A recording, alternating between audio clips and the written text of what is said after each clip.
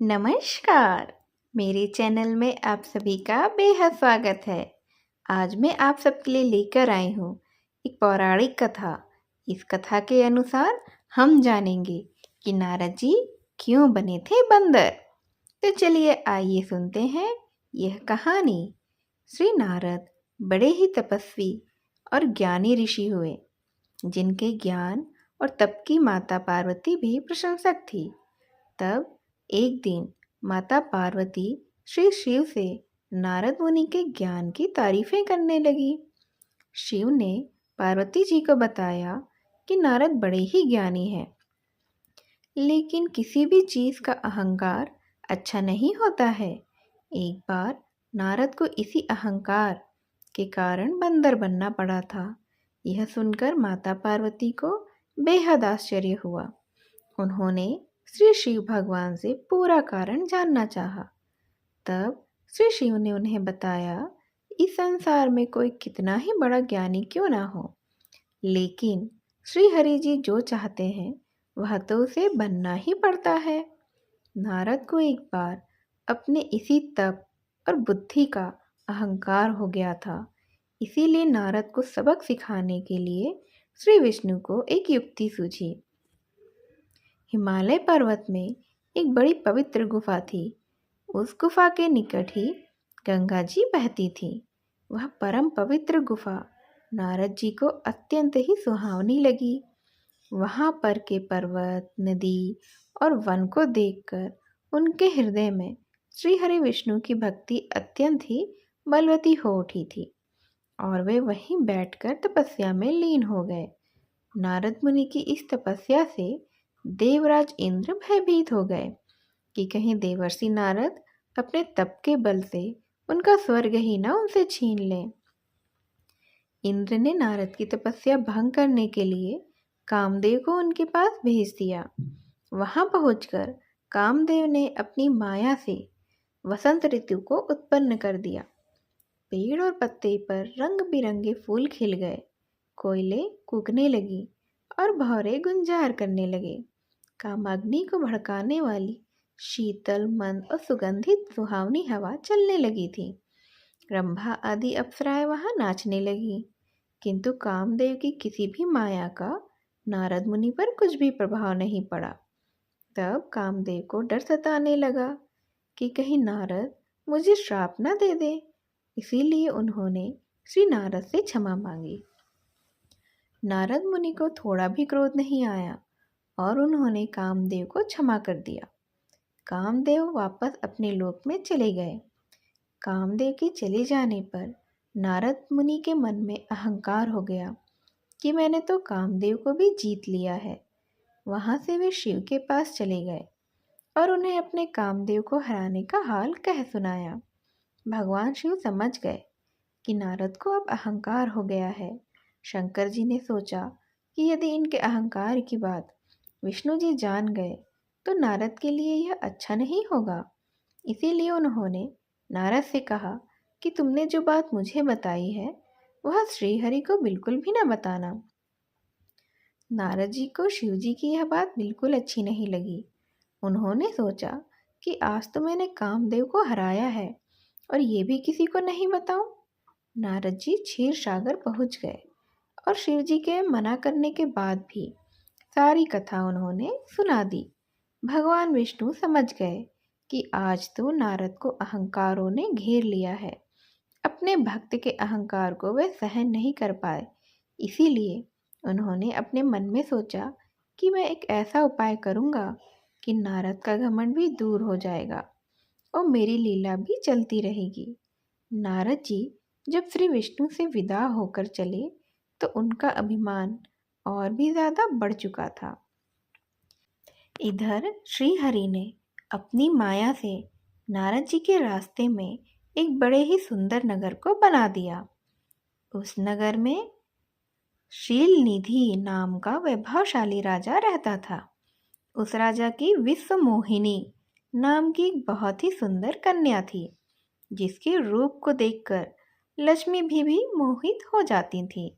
विश्व मोहिनी स्वयंवर करना चाहती थी, इसीलिए कई राजा उस नगर में आए हुए थे। नारद जी उस नगर के राजा के यहाँ पहुँचे तो राजा ने उनका पूजन करके उन्हें एक आसन पर बैठाया। फिर उनसे अपनी कन्या की हस्तरेखा देखकर उसके गुण और दोष बताने के लिए कहा। उस कन्या के रूप को देखकर नारद मुनि अपना वैराग्य भूल गए और उसे देखते ही रह गए। उस कन्या की हस्तरेखा बता रही थी कि उसके साथ जो विवाह करेगा वह तो अमर हो जाएगा, उसे संसार में कोई भी जीत नहीं सकेगा और संसार के समस्त जीव उसकी सेवा करेंगे। यह बात नारद मुनि ने राजा को नहीं बताई और राजा को उन्होंने अपनी ओर से बनाकर कुछ और ही बातें बता दी, वह भी अच्छी अच्छी थी। अब नारद जी ने सोचा कि कुछ ऐसा उपाय करना चाहिए कि यह कन्या मुझसे ही विवाह करे। ऐसा सोचकर नारद जी ने श्री हरि को याद किया और भगवान विष्णु उनके सामने प्रकट हो गए। नारद जी ने उन्हें सारी बातें बताई और कहने लगे, हे नाथ, आप मुझे अपना सुंदर रूप दे दें ताकि मैं उस कन्या से विवाह कर सकूं। भगवान हरि ने कहा, हे नारद, हम वही करेंगे जिसमें तुम्हारी भलाई हो। यह सारी की सारी विष्णु जी की ही तो माया थी।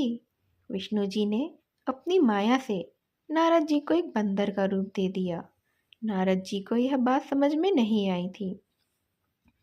वह समझे कि मैं तो बहुत ही सुंदर लग रहा हूँ क्योंकि मुझे स्वयं श्री विष्णु ने अपना रूप दिया है। वहाँ पर छिपे हुए शिव जी के दो गणों ने भी इस घटना को देख लिया। ऋषिराज नारद तत्काल विश्व मोहिनी के स्वयंवर में पहुँच गए और साथ ही साथ शिव जी के भी दोनों गण भी ब्राह्मण का रूप बनाकर वहाँ पर पहुँच गए। वे दोनों गण नारद जी को सुनाकर कहने लगे कि भगवान ने इन्हें इतना सुंदर रूप दिया है कि राजकुमारी सिर्फ इन्हीं पर ही रिझेगी। उनकी बातों से नारद जी मन ही मन बेहद खुश हो रहे थे। स्वयं भगवान विष्णु भी उस स्वयंवर में एक राजा का रूप धारण कर कर आ चुके थे।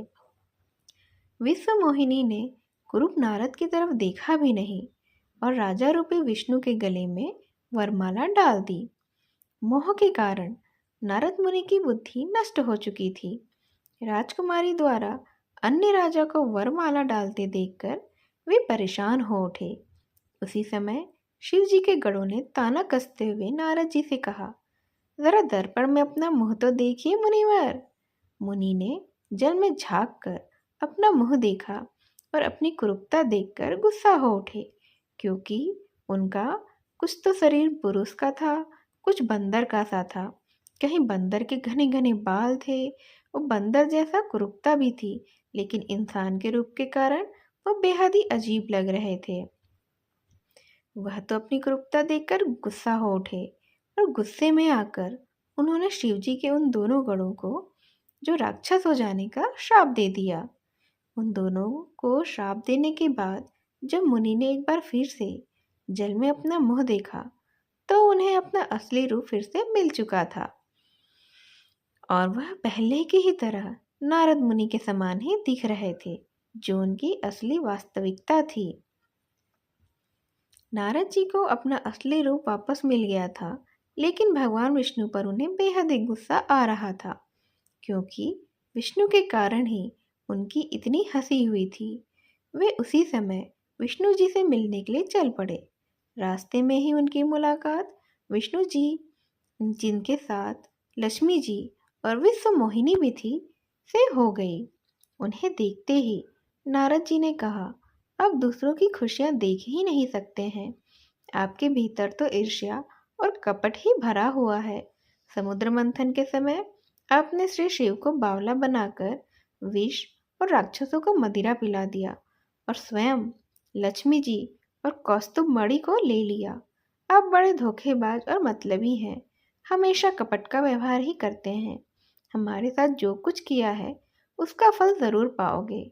आपने मनुष्य रूप धारण करके विश्व मोहिनी को प्राप्त किया है, इसीलिए मैं आपको श्राप देता हूँ कि आपको मनुष्य जन्म लेना पड़ेगा।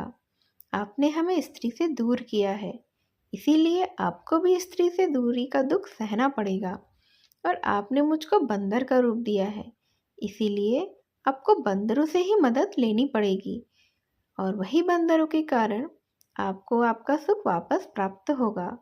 नारद के श्राप को भी विष्णु ने पूरी तरह से स्वीकार कर लिया, क्योंकि नारद मुनि तो उन्हीं के अनन्य भक्त थे और भगवान तो अपने भक्तों की हर इच्छा को सिरोधार्य करते हैं और उन पर से अपनी माया को पूरी तरह से हटा लिया। माया के हट जाने से अपने द्वारा दिए श्राप को याद करके नारद जी को बहुत ही दुख हुआ, किंतु दिया गया श्राप तो वापस हो नहीं सकता था और वह इतने बड़े मुनि थे, उनका इतना ज़्यादा पुण्य था कि उनके कथन तो सत्य होने ही थे।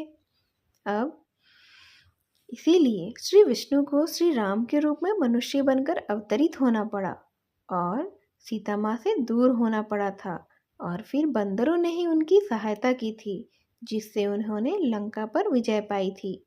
शिव जी के उन दोनों गणों ने जब देखा कि नारद अब माया से मुक्त हो चुके हैं, तो उन्होंने नारद जी के पास आकर और उनके चरणों में गिर कर कहा, हे मुनिराज, हम दोनों शिव जी के ही तो गण हैं। हमने बहुत बड़ा अपराध किया है, जिसके कारण हमें आपसे श्राप मिल चुका है। अब हमें अपने श्राप से मुक्त करने की कृपा करें। नारद जी बोले, मेरा श्राप झूठा तो नहीं हो सकता, इसीलिए तुम दोनों रावण और कुंभकर्ण के रूप में महान, ऐश्वर्यशाली, बलवान तथा तेजवान राक्षस बनोगे और अपनी भुजाओं के बल से पूरे विश्व पर विजय प्राप्त करोगे। उसी समय भगवान विष्णु राम के रूप में मनुष्य का शरीर धारण करेंगे।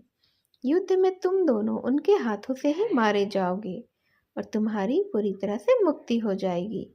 इस तरह से यह कहानी यहीं खत्म होती है।